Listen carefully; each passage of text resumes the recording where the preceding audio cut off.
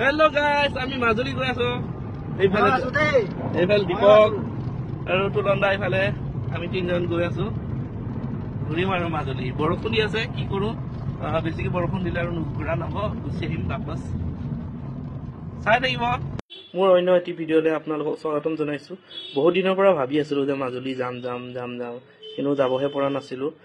যিহেতু আপাৰ আছাম গৈছো মই। আপাৰ আছাম যোৱাৰ কাৰণে ধেমাজিৰ পৰা মাজুলী ওচৰ একদম। সেইকাৰণে ভাবিলো বলক ধেমাজিৰ পৰা মাজুলী গৈ দিওঁ। মাজুলী যিহেতু ওচৰ হয় ধেমাজিৰ পৰা, মাজুলী গৈ আহোঁ বুলিয়ে ভাবি আমি লগৰ দুজন লৈ আমি ওলাই দিলো। আৰু তাৰ পৰা গৈ আছো। আমি ৰাস্তাবোৰ চাওঁ, ইমান ধুনীয়া, ইমান ডাঙৰ ডাঙৰ পথাৰ, ইমান ধুনীয়া শান্তিৰ জেগা।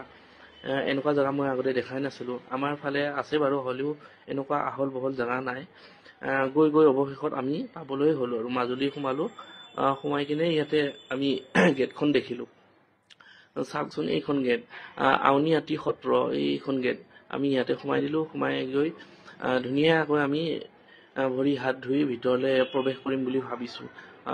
প্ৰথমতে আমি গাড়ীখনো পাৰ্ক কৰিব লাগিব, যিহেতু আমি ভিতৰত যাম। গেটৰ পৰা আৰু অলপ দূৰ খোজকাঢ়ি যাব লাগে বুলি কৈছে মানুহে।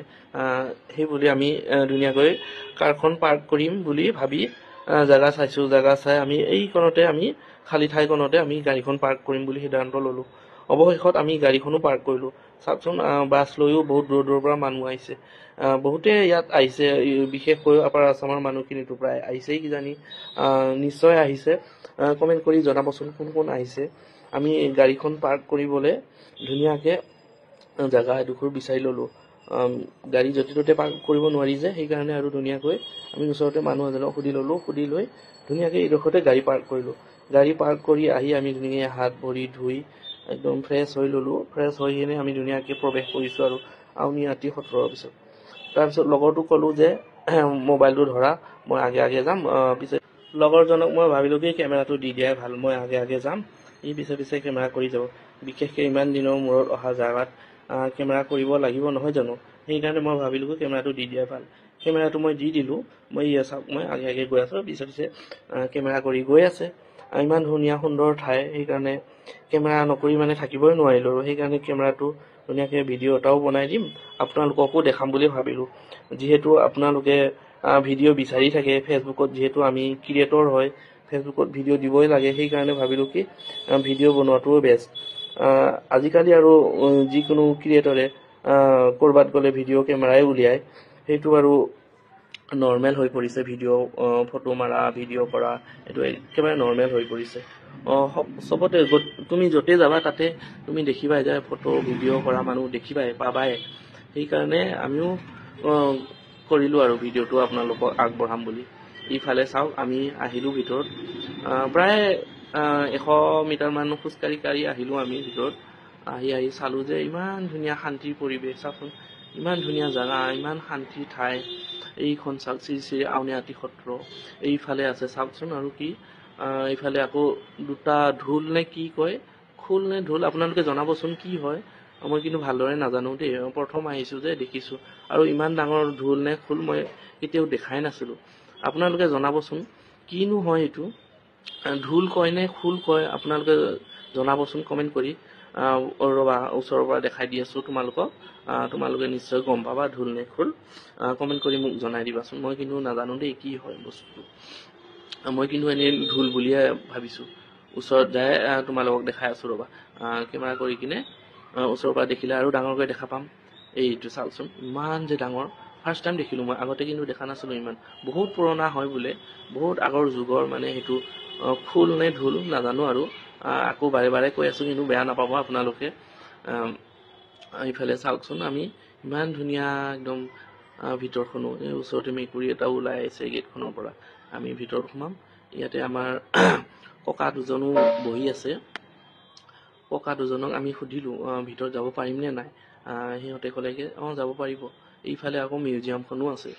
মিউজিয়ামত সোমাম বাৰু, আগতে ইয়াত আমি সোমাই লওঁ। ককা কেইজনক সুধি ললো আমি। সোধাৰ পিছত যাব পাৰা, যোৱা, সেৱা চেৱাও ল'ব পাৰিবা, ভিতৰত গৈ কিনে ধুনীয়াকৈ ফটো চটোও ল'ব পাৰিবা, ভিডিঅ'ও কৰিব পাৰিবা।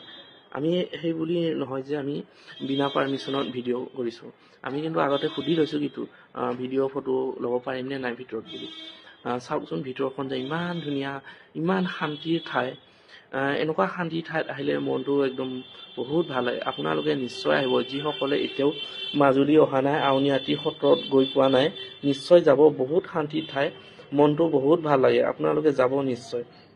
ইমান শান্তিৰ ঠাই, এনেকুৱা ঠাই কেতিয়াও গৈ পোৱা নাই মই, কিন্তু ফাৰ্ষ্ট টাইম আহিছোঁ যিহেতু মাজুলীলৈ। বহুত ভাল লাগিছে মনটো। ইয়াতে বোলে বহুত ডাঙৰ ডাঙৰ ভাওনাও হয়। ভাওনা কিন্তু মই চোৱা নাই এবাৰো ইয়াতে। এবাৰ নিশ্চয় ট্ৰাই কৰিম, এবাৰ মাজুলী আউনীআটী সত্ৰৰ ভাওনা চাবলৈ নিশ্চয় ট্ৰাই কৰিম এবাৰ। বহুত ডাঙৰ ভাওনা হয় বোলে, ভাওনাও কিন্তু বহুত সুন্দৰ হয় বোলে, বহুত ভাল হয় বোলে। এয়া চাওকচোন কিমান ধুনীয়া ধুনীয়া একদম মূৰ্তি বনাই থৈ দিছে খুঁটাবোৰত, ইমান ধুনীয়া ধুনীয়া একদম। মনটো একদম বহুত ভাল লাগিছে একদম। এনেকুৱা ঠাই যেনে এবাৰ একদম ইয়াতে থাকিম নিচিনা লাগিছে, ইমান শান্তিৰ ঠাই। কোনো দিনাখনে আহি নোপোৱা ঠাই, মনৰ আশা পূৰণ হৈছে।